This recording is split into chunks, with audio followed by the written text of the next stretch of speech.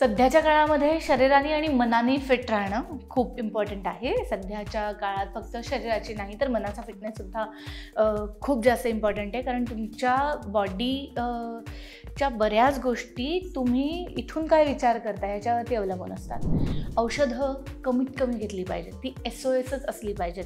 थोडंसं डोकं दुखतं मी पटकन काहीतरी एखादी गोळी पॉप करून टाकते आणि तर ह्या गोष्टी अवॉइड करायला सुरुवात केली पाहिजे. फिट राहण्यासाठी फक्त एक्सरसाइज करून गोष्टी होत नाहीत. फिटनेससाठी सुद्धा डाएट हे इक्वली इम्पॉर्टंट आहे. मी एक्सरसाइज मला योगा आवडतो. मी सकाळी सूर्यनमस्कार घालते. साधारणपणे 100 सूर्यनमस्कार तुम्ही जर का घातले आणि बाकी काहीही केलं नाही तरीसुद्धा तुमचा दिवस सेट असतो. सकाळी उठल्यानंतर पहिली गोष्ट तुम्ही काय करताय त्याच्यावरती सुद्धा खूप गोष्टी अवलंबून असतात. आजकाल आपण पहिल्यांदा बोटाचे म्हणजे मोबाईल घेऊन पहिलं लक्ष आपलं मोबाईलमध्ये गेलेलं असतं.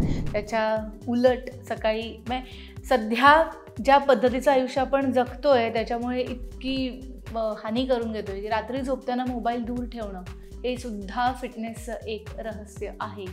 किंवा सोशल मीडियापासून योग्य ते अंतर राखणं हे सुद्धा सध्याच्या काळामध्ये फिटनेसमध्येच मोडतं. कारण मानसिक संतुलन असेल, जर का मनाचा फिटनेस चांगला असेल तर ऑटोमॅटिकली तुमच्या शरीराची झालेली झीजसुद्धा तुम्ही भरून काढू शकता आणि शरीराला तुमचं मन छान कॉम्प्लिमेंट करतं. तर ह्या दोन्ही गोष्टींचा बॅलन्स ठेवा. चांगलं खा, व्यवस्थित रोज एक्सरसाइज करा, पळायला जा, चाला भरपूर आणि शरीराला आणि मनाला फिट ठेवा.